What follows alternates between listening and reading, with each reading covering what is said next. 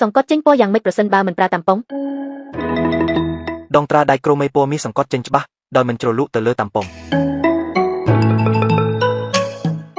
ត្រានេះបានរចនាឡើងដើម្បីធានាថាពណ៌ដែលបានបញ្ចេញមានលក្ខណៈច្បាស់ល្អនិងស្រឡះ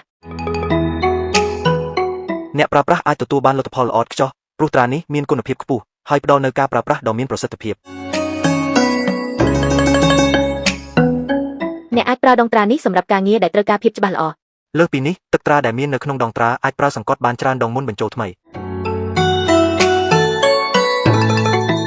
ជាក់ស្ដែងក្នុងករណីសង្កត់ជាប់គ្នាបញ្ចូលទឹកត្រាម្ដងអាចសង្កត់ចេញបានចន្លោះពី300ដល់400ដង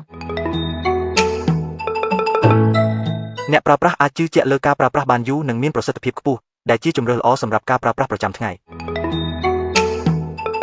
ត្រូវការត្រាបែបនេះសូមទំនាក់ទំនងមកហាងវិមានរៀងរាល់ម៉ោងធ្វើការពីច័ន្ទដល់ศุកร์តាមរយៈ Messenger របស់ទំព័រឆ្លាក់ត្រាពីចម្ងាយ